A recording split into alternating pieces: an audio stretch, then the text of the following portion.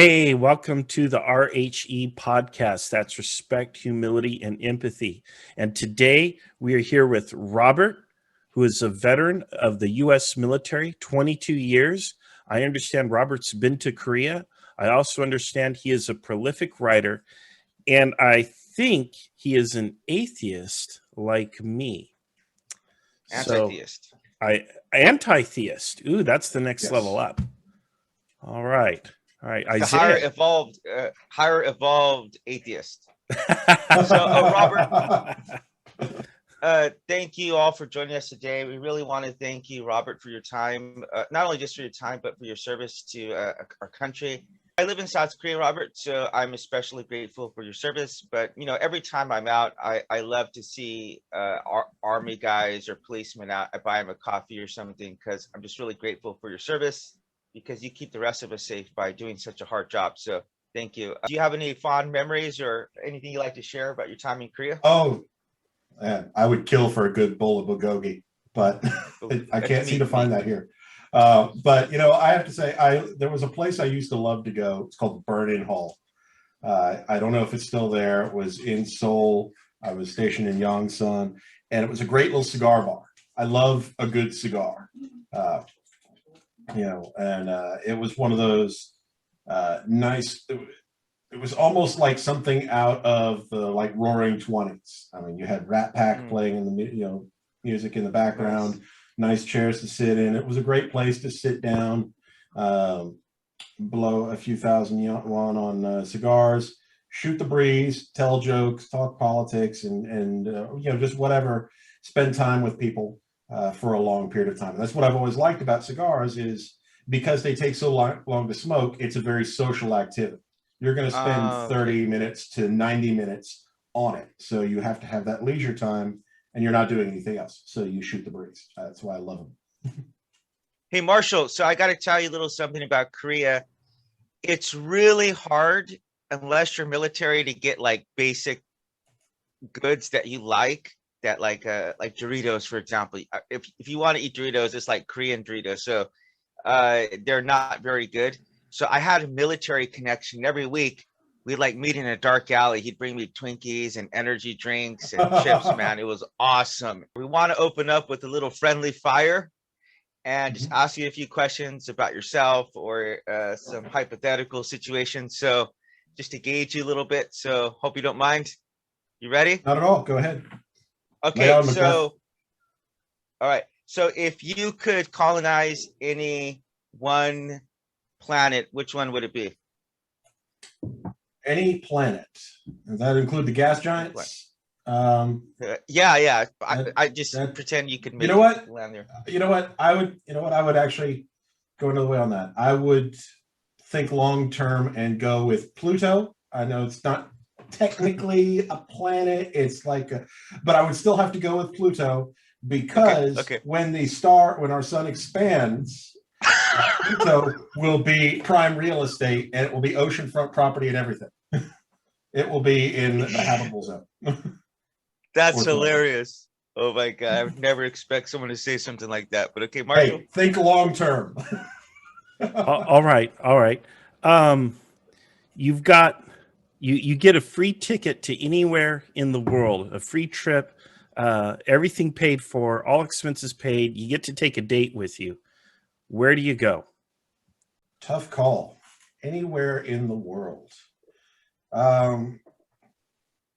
I would probably go to Scotland because I have some Scottish ancestry, and there's places I've never been that I would love to see, where some of my ancestors lived, and I would take my wife.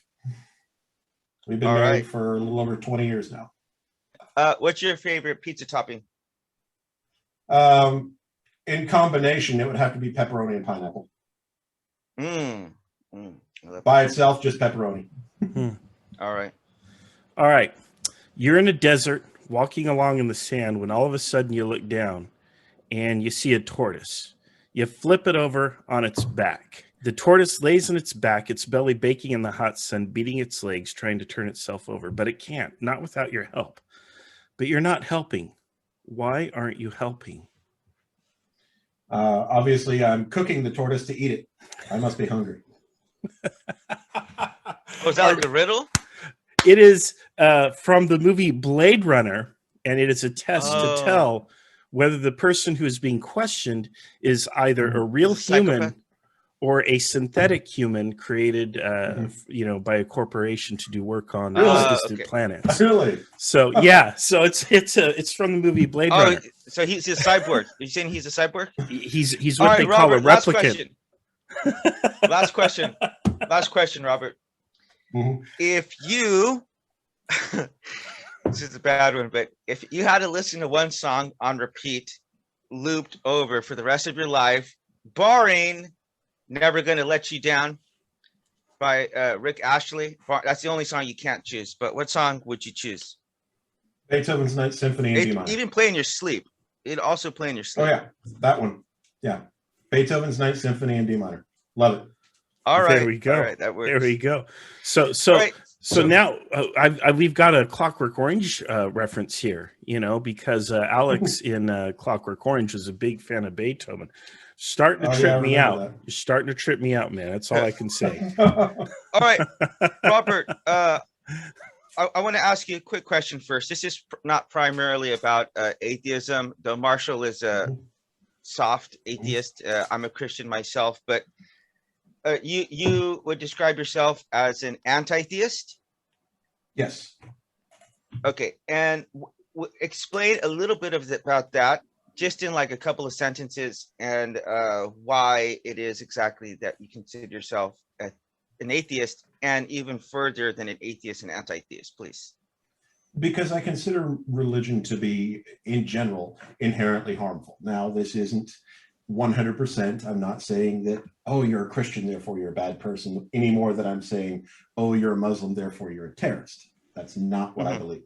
However, the problem that I have with religion in most respects is that on the whole, it tends to be fundamentally authoritarian, and it does not have a process of self-correction. It's very easy to do the wrong thing when you are within the context of religion, because you're taking your moral cues from someone other than yourself. And you've endowed that person or that book or that organization with authority to dictate according to your conscience. Do you think that same kind of mentality exists inside of the military as far as ranking and sometimes maybe having to do stuff that goes against your conscience? Well, I can't speak for every military. Speaking for the American military, I would definitely say no. In fact, we take, when I was going through, I don't know if they still do this, but when I was going through basic training, we talked about our obligations and morals. And it was actually part of basic training to have these kinds of ethical training, for lack of a better word, to talk about what was the right thing to do and when to do it. And I've disobeyed orders on occasion where I considered them to be unethical. Years ago, don't ask, don't tell was policy. Now, for those who don't know, don't ask, don't tell was a Bill Clinton era policy wherein if somebody was gay, they were allowed to serve in the military as long as nobody knew about it. And this policy was still going strong when I was in. And around the time when social media started to become common, and this was back during the middle of the Iraq War, back when social media started to become a thing and MySpace was still around. That's wow, that was a while back. Yeah. So that was a long time ago. So people would put things on their profiles and they wouldn't think about it. Or if somebody was gay, they would put, well, they're gay on there. They weren't announcing to their superiors, but they were open about it in a way that hadn't existed before. So the question in the military came up, well, what do we do about this? Do we count this as, telling or not? And we were in the middle of, a deployment in Iraq, and we were all called into a meeting, and they said, if you find out that a soldier is gay through their social media, you must report it so that they can be chaptered out of the military. And I told them no. And I made a big argument about it against a bunch of my superiors, people who were as high as Sergeant Major. I said, no, this is wrong. This is absolutely immoral, and we shouldn't do it. And they said, you have to. And I said, no, I don't. One of our military values is to do what's right legally and morally. Now, what the law said and what was moral were in conflict. So I went with what I considered to be the moral option. And I said, if we're just going to go by the law, then 100 years ago or so, you guys would have been happy to return slaves across the board. So we can't just go by what the law says or what policy is. We have to follow our conscience. And that was wrong. Did you get court-martialed? Didn't change. No, I didn't. The table got real quiet for a little while. I guess they weren't really expecting that. If they ever made a movie about it, everybody would stand up and clap. But the unit I was in at the time had gotten kind of, and I don't know why this was to this day. I still don't know why, but they had kind of, and what you might call almost anti-gay witch hunts. It was bizarre to me to see how, because they knew there were some gay soldiers in the unit who had begun relationships with one another, living with one another. It certainly happened. It always has and always will. But they got a hair up their ass about it for some reason. And that shortly after that, this meeting took place. After that meeting, I won't say that, the whole army changed or anything like that, but the whole concept of the witch hunt of, oh, we've got to follow policy and put people out and ruin their lives because, oh no, we found out that they like the same sex, died down. I won't say that I've ever been a perfect person, but I think I made the right choice, and I don't regret it. You've come a long way since the time of the ancient Spartans, I suppose, who actually encouraged that kind of behavior. You literally had to live in the barracks in ancient Sparta until I think you're at least age 25. And they actually encouraged that type of behavior because they felt it made people fight better, Yeah. You had the golden band of Thebes, which was nothing but male lovers. They would fight back to back. Alexander, they went undefeated for 100 years until Alexander the Great killed them to the last man. And who was also gay. Alexander the Great, also famously gay. Well, he was Macedonian, so yeah, he had that whole thing going. Yeah. Okay, so I do want to hit you with a question because we've talked about your military service and we've talked about your atheism. I kind of want to bring the two topics together and say, what's it like to be an atheist in the military? Honestly, it really kind of depends on when you mean, because things have changed a lot in 20 years. When I first came in, back in, May of 99. I would say it was rougher early on, but I wasn't an outright atheist when I first came in. But I knew some people who were atheists, and they they kept it very quiet with good reason. And that's slowly changed over the years. You've had atheist groups popping up within the military. There's a whole organization of atheist soldiers now. I forget the name of them, but you can find them pretty easily. And now I would say it's more common than not. Really? I would, just at a personal guesstimate based on my own limited experience, and remember, this is not scientific. I wouldn't call it a good sample size, but over the course of a few, 1,000 people that I've encountered, I would say the proportions of non-believers to believers has changed to roughly 50-50 compared to what it used to be. That's being generous too, and that's being kind of generous. Wow. So that's a lot of atheists in foxholes. What are you guys going to pray to when the shelling starts? He's joking. You guys can play to Dawkins. That's right. Charles Darwin, spare me. Or Marx. So, Robert, the topic today we're talking about is mental health, and we want to know what your opinion is on what is the source of mental health issues. And I'm pretty sure this is kind of a given, though. I'm pretty sure that you've struggled with some mental health issues at some point if you've actually been in combat situations. Like, I don't see a scenario in which someone gets into a combat situation and comes back completely mentally. I don't see that scenario happening. So I don't know. Can you... So, all right. So I did write out some answers to this since you submitted this one beforehand. So short answer is brain structure and its chemical behavior. That's the very short answer. Now, the longer answer is the same, but it's complicated. However, it all boils down to the fact that everything that makes you, you, lies within the brain. It is you, for lack of a better way to put it. Your love, everything you love, hate, fear, hope, all is just brain behavior with chemical sources.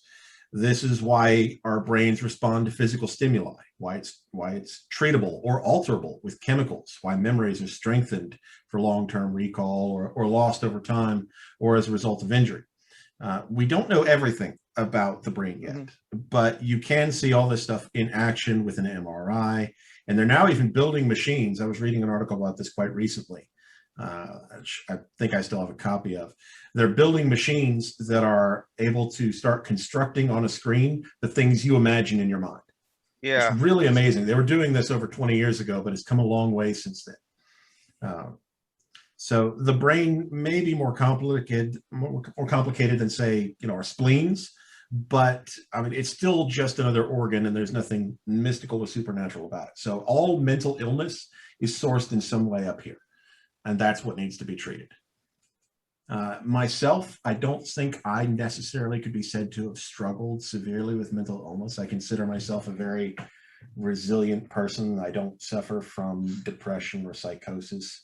I do think I may be slightly autistic based on what I have read about it, but I haven't been tested for that, so I don't want to engage in self-diagnosis. But some of what I have read versus a little self-reflection makes me wonder. I should probably get checked at some point, but it hasn't been a problem, so I haven't worried about it. I have a cousin, he's still around, but he was in the, I think it would be the Iraq War. And he came back, man. I had like 5 sisters growing up and no brothers my age. So I practically lived at their house. So we were really close. Oh, I feel so bad when I think about this now, because he had seen combat. And I remember when he got back, he was telling me the struggles that he was having, and he wound up getting divorced from his wife, but I think he just had a really difficult time readjusting back to society, and kind of just this stuff that, man, I don't even want to talk about this kind of stuff that you told me you saw. I mean, I'll be frank. I mean, it took months before I stopped waking up in a panic, wondering where my weapon was. And every time the dump truck would come by and pick up those big, metal bins, sounded way too much like income. So. Wait, hold on. Marshall and I are just going to go back and forth and just be throwing in our opinion. So, sure. But if you have any questions you want to ask us, please ask us. Right? Yeah, we do the WW tag team approach here. He goes in, he knocks you around a bit, and then he tags off with me, and I come in, and then I deliver a few blows. At some point, the chair comes out, and whack, right? Just like wrestling. Robert, please tell me you like WWF. What's your favorite WWF wrestler of all time? When I was a kid, I did, and it was Hulk Hogan. There you go. The Hulkster. Hulk Hogan, Mr. T, man. Yeah. Mr. T. Yeah, I remember the cartoon they had too, the one, that horrible one from the 80s. I hadn't thought about that in years. That was, the Oliver North trial was still going on. That's how old that was. Oh yeah. Marsh. All right.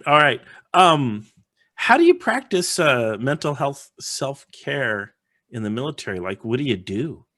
Because as I understand, your life is pretty rigid, pretty regimented.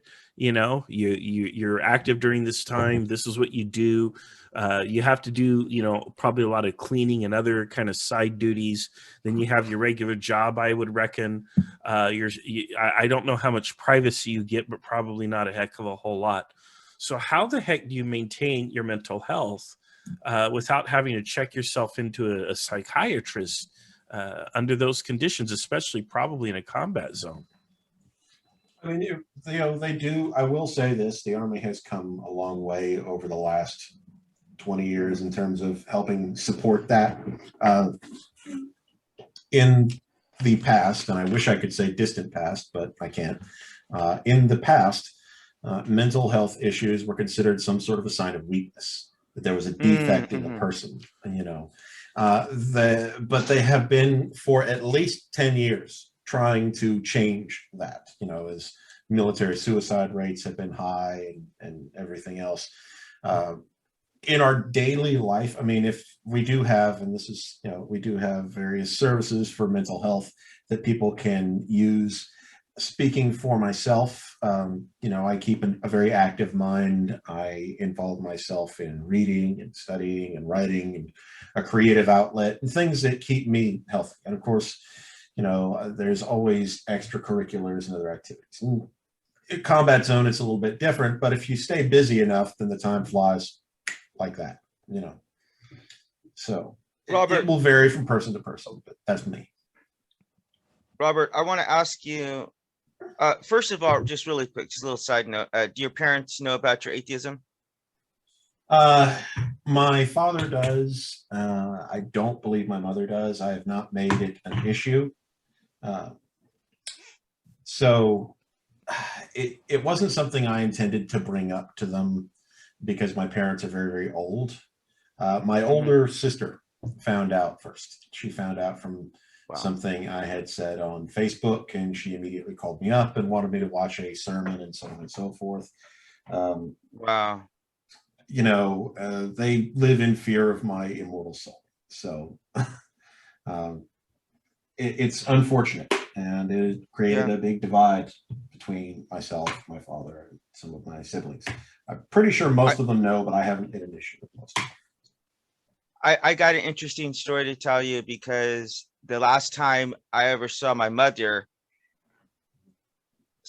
I had got the eye of Ra tattooed on my chest when I was living in South Korea. And then I came home to visit, and someone narked on me because I posted it on MySpace at the time. This was MySpace. And so my mom saw it. She got really angry, and she confronted me. And I finally said, man, I don't believe in your God. I believe you guys, because they're ministers, said, I believe you guys wasted your life with this lie. And then she died like 4 months later. So I never got to see her again. And then my dad tried to pray for me one time, and I told him never to mention the name of Jesus Christ to me again. And I had never wanted to do that before because of what happened with my mom. But then what wound up happening is I wound up having a religious conversion like 2 days later. So it was crazy timing. But I want to ask you another question. Speaking of like God and religion, is do you think there is a possibility of anything such as demons or devils or jinn, which is like a Islamic demon? That is there any? Do you think there's any possibility of things like this arising in an evolutionary scale, like evolving? No, really, I don't. I mean, it's an interesting question. In one of my web novels, I created a fantasy universe in which magic was real, and in it, life evolved with the capacity to use magic. So, like, there were spiders that could make themselves invisible, plants that could create localized rain. And I imagined a world in which nature, the natural and the supernatural, shared space.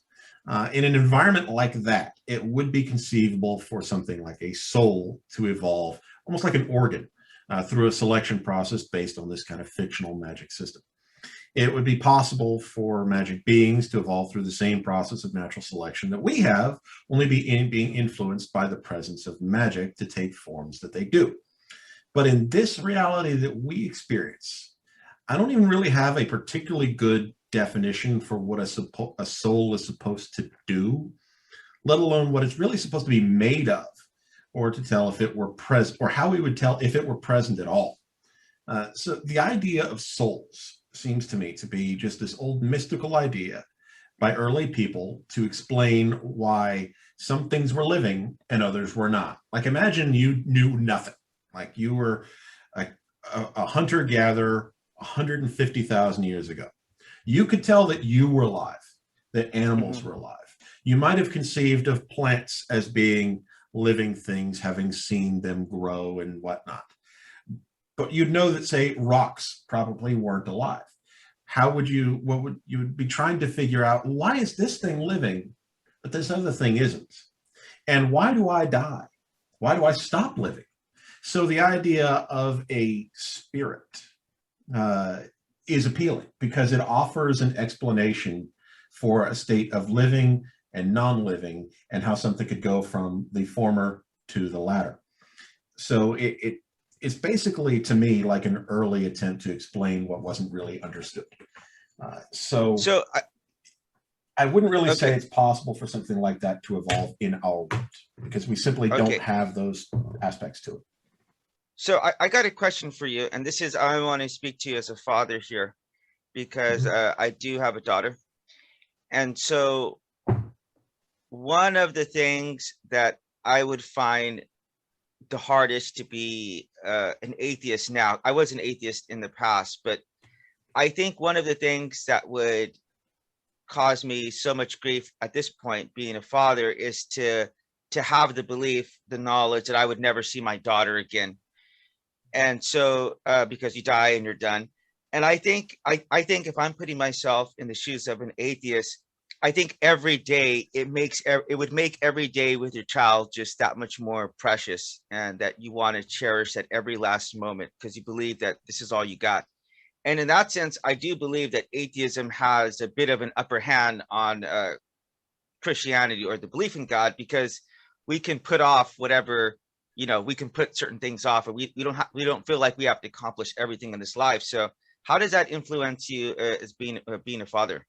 I lost my oldest son to spinal meningitis 8 years ago, almost 8 years ago, 2013. Wow. In May. He would be turning 22 coming up. Wow. If he had not passed away. Yeah, it was a difficult time. I'm not going to lie to you. That was a really, really rough one.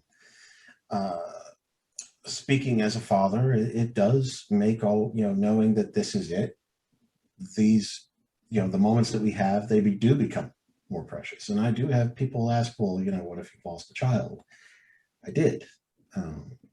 And that doesn't change the fundamentals of what I believe, and why should it? I've always valued integrity first and foremost, and that's what I taught him. And while I miss him every day, I still can cherish the time that we had. And just like I cherish the time that I have with the children who are still with me. Thank you for that, man. So, how do you know? How do you know? And this is where you and I, as a pair of atheists, I'm going to kind of challenge you a little bit here.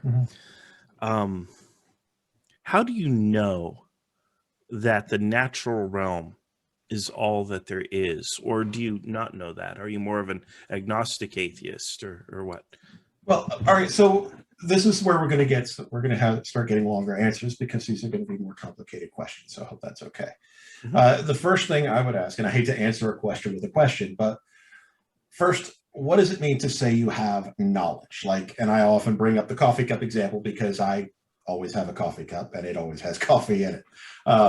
If I were to say, I know that this coffee cup is here, I'm making a distinct assertion about a set of attributes of a thing that is independently verifiable. All right, there's a very clear definition for what constitutes a coffee cup. You know them if you see them, even when they look wildly different in some ways. We can say we have knowledge of certain things. When we talk about things not existing and how we say we know they don't exist, it comes down to a fundamental set of definitions. All right. The supernatural itself doesn't really have a coherent definition in the first place. The nearest definition to it is literal magic, which has 100% failure rate in every single instance in which it has been tested, or any attempts at making it work. We can say that we know prayer doesn't work because statistics tells us this. We can say that we know faith healing does not work because statistics tell us this. We can measure failure rates and success. So when we talk about saying, I know the supernatural isn't real, well, if you're saying, you're telling me, should I consider magic? And well, no, because it always fails, which is exactly what you'd expect of something that isn't real. It always comports with the definition of non-existence.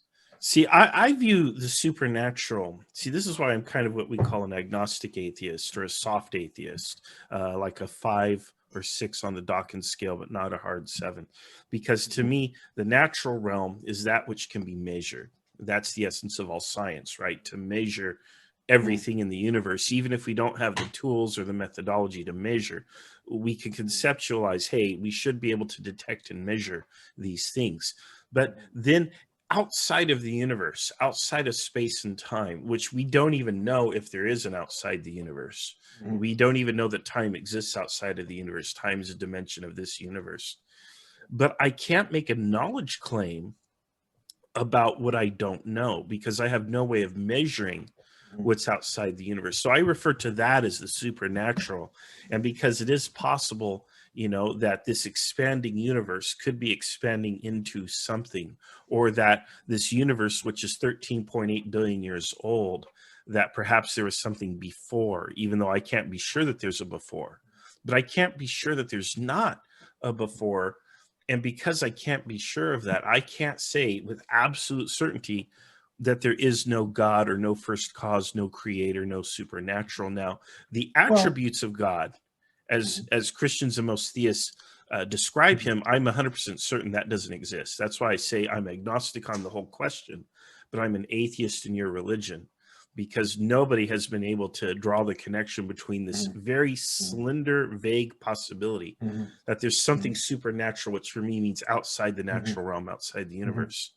And their particular church on this particular street that meets at 9 o'clock every morning on Sunday, you know, they can't draw a logical chain from that to you have to attend this church, otherwise you'll go to hell, without committing a series of logical fallacies along the way.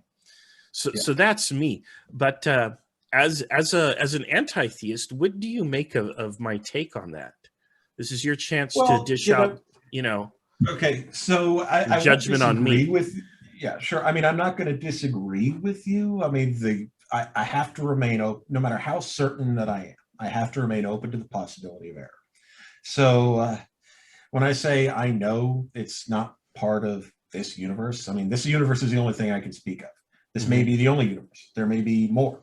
If you present evidence that this alternate universes and whatnot start to exist and have a very different set of laws, I don't know that I would necessarily even call those supernatural. That would just be the nature within those universes. Yeah, but once you can detect it and measure it. Yeah, it's like, if in one of these, like the fictional worlds that I create where magic is a thing, the supernatural and the natural are one. They are part of the same system and they coexist with one another. The supernatural is just something that has a different set of properties than the standard natural things. They act in contradiction to or can control the natural. I don't see anything like that in this universe. I don't see any evidence of it being possible. I don't know of anything beyond this universe.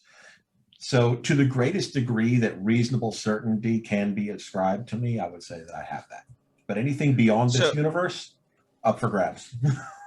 So I got 2 questions for you real quick. One really quick, just try to answer this in 1 or 2 sentences. Sure. And then we'll ask the other one. But the first one is, what would constitute reasonable proof in the existence of God? Try to answer that quick for you to meet your standard of proof. You know, would you have to physically see God?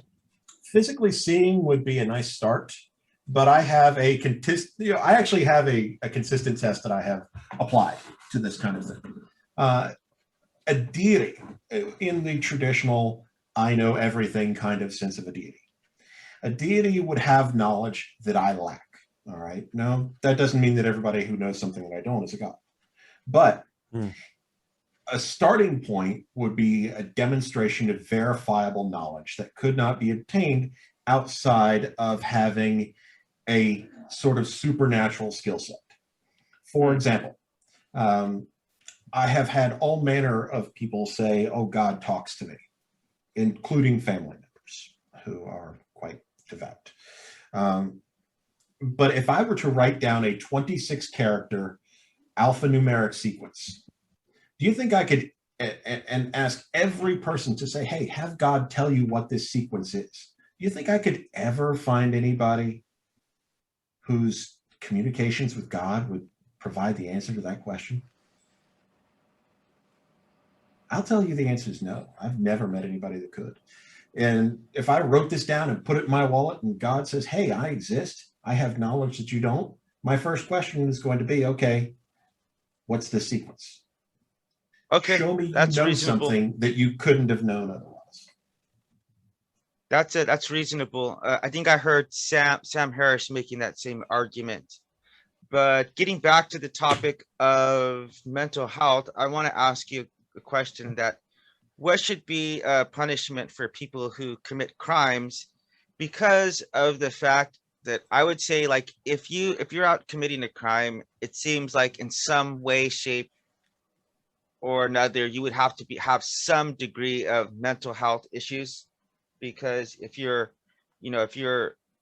fully mentally healthy, you're not going to want to be doing crimes in the first place. But what should be our response to that? And what do you think about the Norway model, which seeks to rehabilitate criminals rather than just punish them like in the US? And just to give you an example of the Norway model, those guys live better than I do. So that's not really saying a lot, but I've I'm a actually missionary. seen pieces on I'm that. a missionary That's here in true. South Korea, so luxury is not really something I'm interested in this lifetime. But those guys live nice, like Mhm. 4-star hotel nice, and but they have a really low or Recidivism? recidivism rate. Recidivism. Right. Mhm. So what are your thoughts on that? As with most things, I follow the evidence. I mean, the Norway model has a recidivism rate of about 30%. The American system has a recidivism rate, last I read, of about 70%. So I have to support the most effective system. And then there's, simply a practical matter. Who do you really want to run into in a dark alley? The guy who, was treated like a human being, or the guy who had to literally watch his behind every hour of every day? Which system is more likely to create a functional, stable human being that is ready to be part of a society?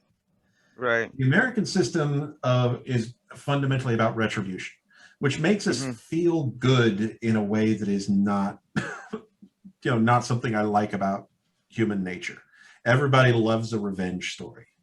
But in reality, we need a system that reduces crime more than we do a system that makes people feel good about the fates of the criminals. I know that some people, they can't be reformed. That's just how it is. And those people have to be kept away from society.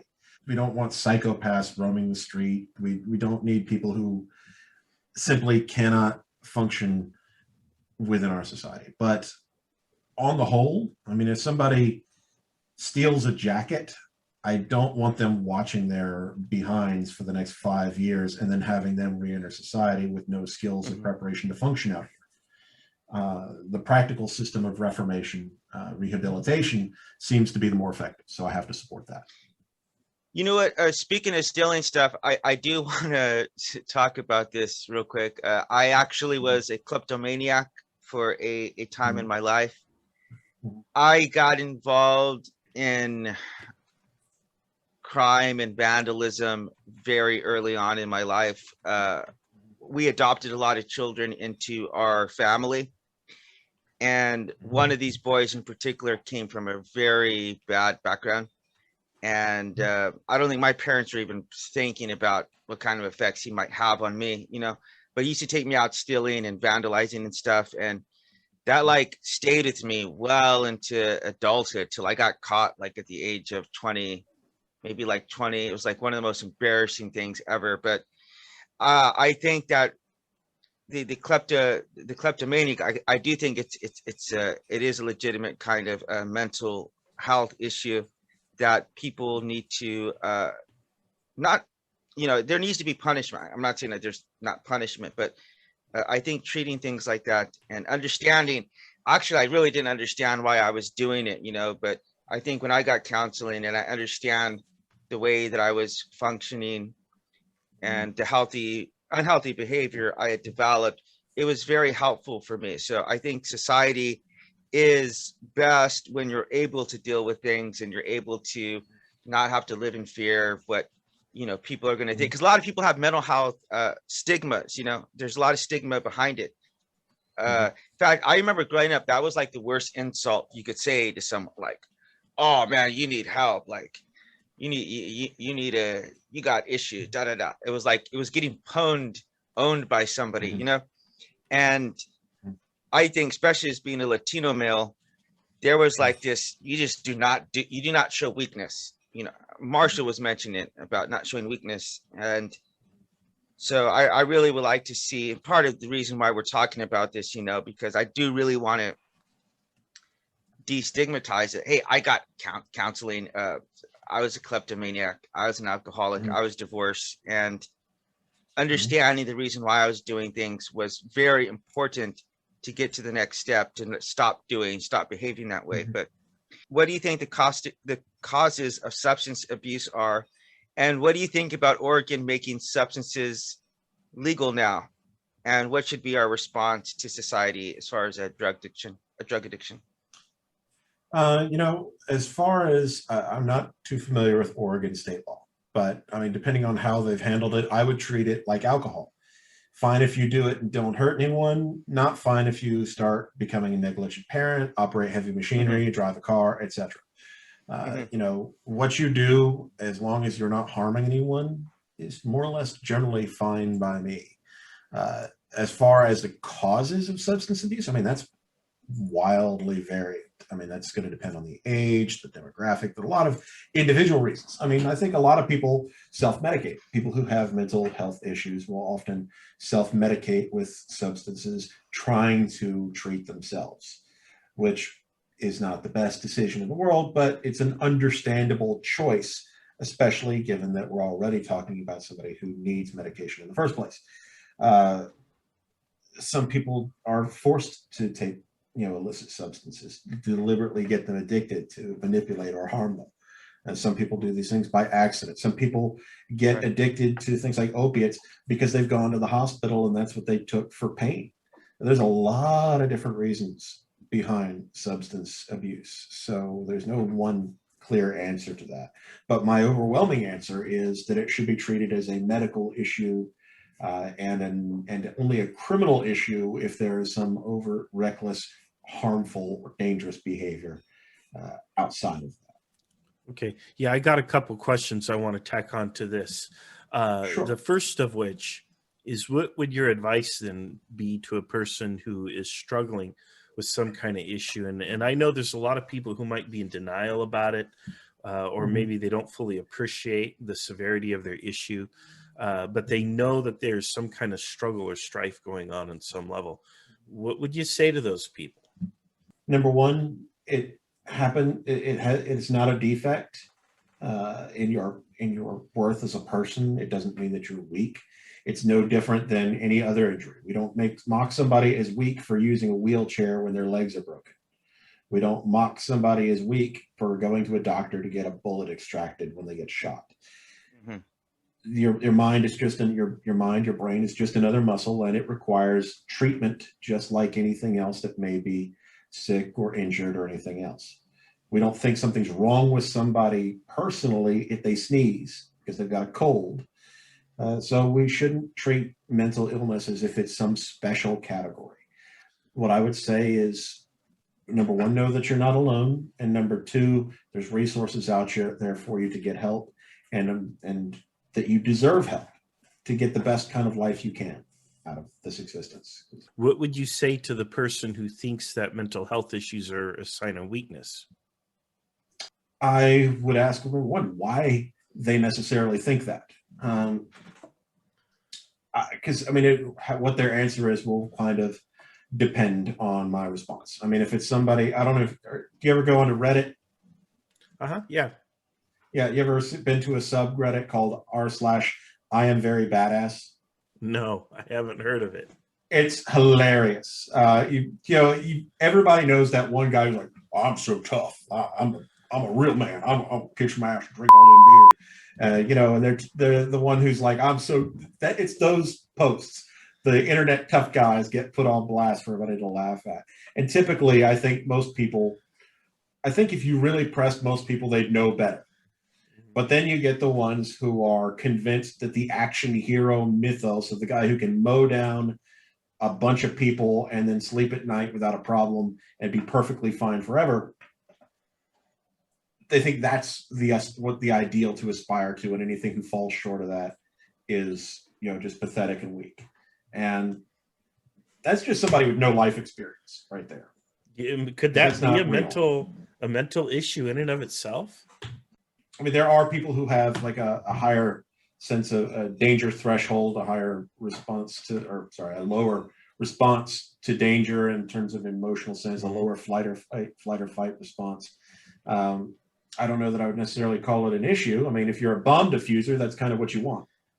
But yeah, you don't want to get a little shaky with that hammer. Right? Absolutely. Or with the wire cutters. But on the whole, I mean, we're humans. There is a broad spectrum to our thoughts and feelings and who we are and what we are. And this idea that we have to amputate part of that in order to aspire to some mythological version of human is just absurd. That's emotional circumcision, right? I've never heard it put that way, but yeah. I do. I do want to interject here for a second. I became a Christian about 7 years ago. I was divorced from my wife at the time, and we've reunited since then. And we have a daughter together now. But congratulations. Oh, thank you. Yeah, she just turned 3 actually on the 17th. So she was born right in the Pyeongchang Winter Olympics. Tom, that is amazing. We were divorced for 5 years, and when I came back to South Korea, she got pregnant the night I got back. But after I became a Christian, I had a bit of a mental breakdown, and my family sat me down and they said, you're going to get into counseling tomorrow. Like, no choice, no nothing. And when I went to the counseling, they did like a triage. So they talked to me for about an hour and a half, and they asked me everything that I have done in my life for like the last 20 years or since I've been an adult. And when I was actually verbalizing the things that I had done, it was such a different like I was able to realize what I was doing so much more than just the kind of when you get onto autopilot and you're just doing the things that you do, And my counselor told me that there's a reluctance to talk about the things that you've done. It's like people, she said, like, if you try to cut your hand, there would just be a reluctance to like physically cut off a finger or something. So one of the things that they did was that they would have us do art therapy.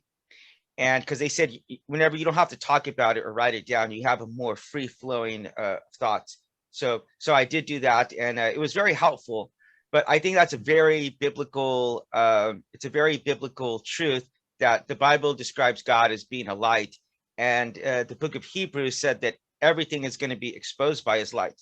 So for me, to not get counseling, to not talk about things, to not even talk about my sins and my shortcomings and everything else in my life, that is like a recipe for disaster. So I see that, one, it makes sense in that.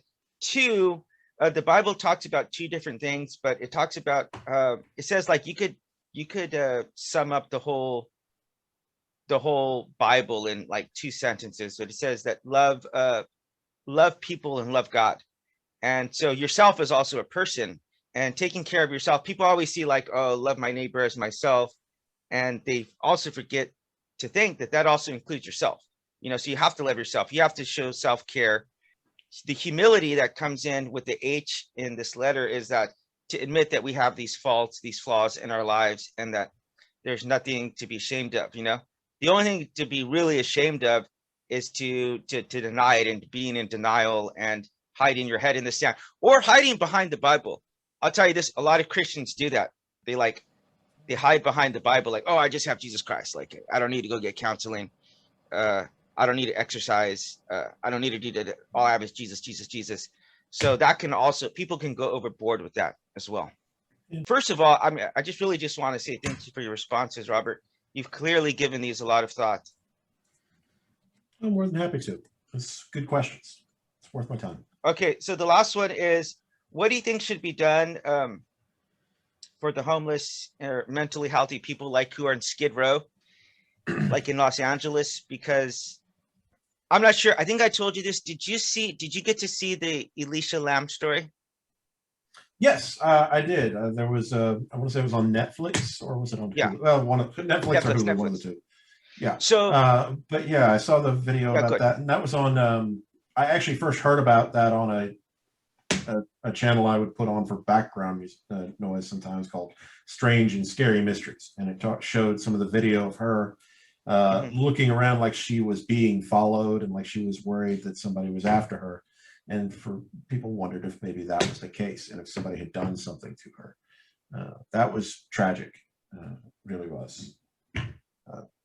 So as far as done for the mentally ill, the homeless, and so on, more funding for treatment and for housing. There was, recently read about this. I didn't think to bookmark it, but they started creating these little small, like 2-bedroom homes, and they're nothing dramatic, but it's about the size. The whole house is about the size of my bedroom here. I don't know if you can get kind of proportion here, but it's about 10 paces across. But it offers a little personal space, enough room for more than one person, and you can make lots of these, and they can be fully functional, cheaply air conditioned, cheaply heated. A place to sleep, a place to eat, and a place to be safe. I like the idea of doing a large number of those over an expanded area and providing, people some way in order to live so that they're not on the street out in the elements. They're living out there like that is no way to live.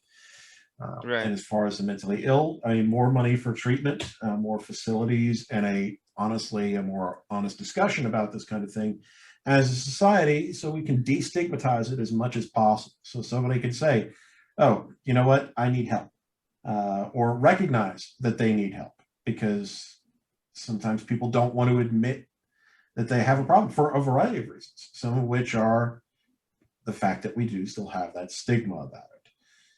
So there's more that we can do, and I like ideas like that. It's not easily implemented, but it's not everything has to be easy. If we had a program of economic justice in this nation, as well as teaching mental health from a very young age, normalizing talking about our mental health, I think we would have a much different society. And I am hopeful that the youth in this nation will bring about some of these changes, just as we've seen these changes take place in the military.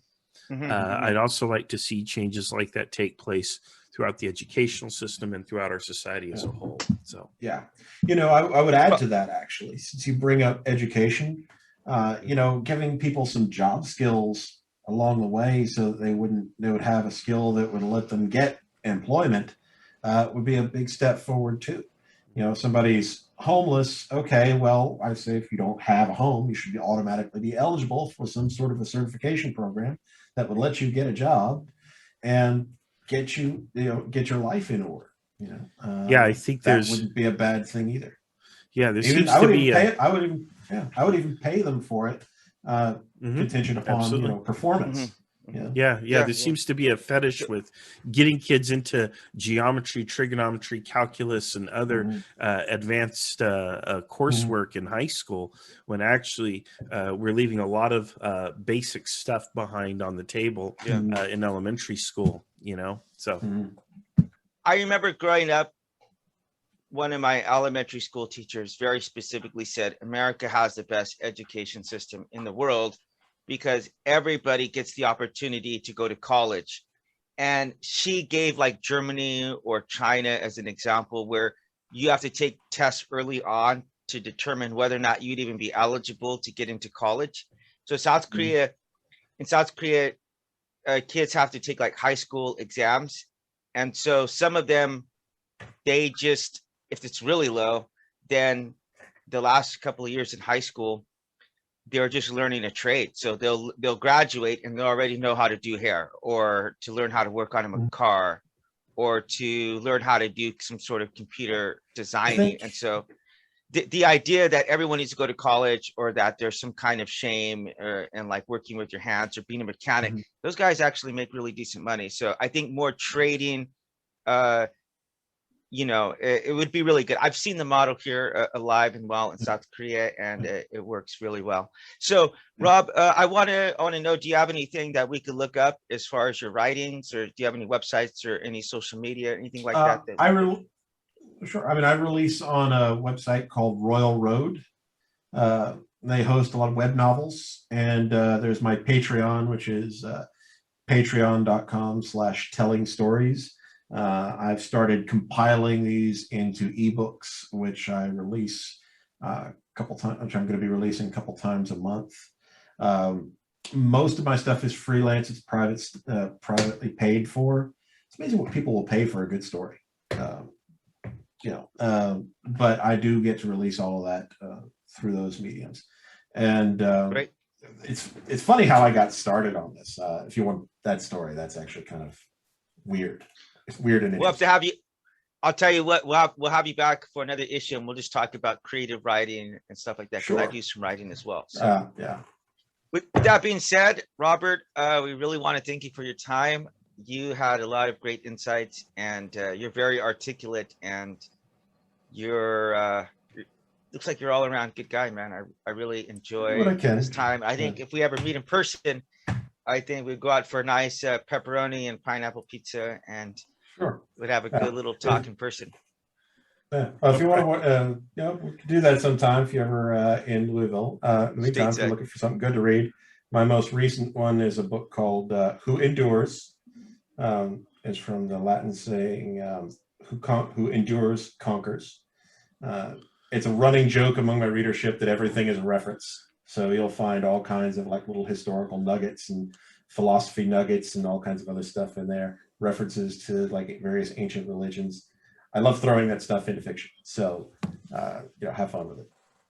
All right. Marsh? I just want to say thank you. I appreciate the nuggets of wisdom that you dropped here today. I'm looking forward to sharing those with our audience. I hope something that you said resonates with different audience members, and that it enriches their lives as well. And I think that'll very much happen. So I want to thank you for all of that, and take care. And I look forward to seeing you the next time you're on our show.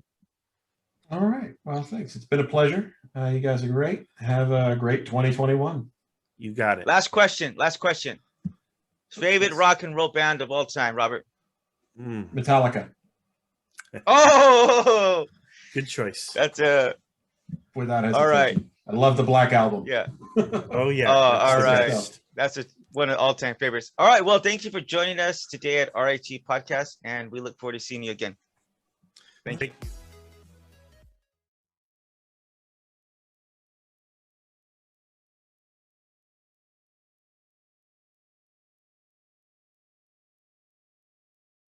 I've been in the military for about 21, 22 years now. Wow.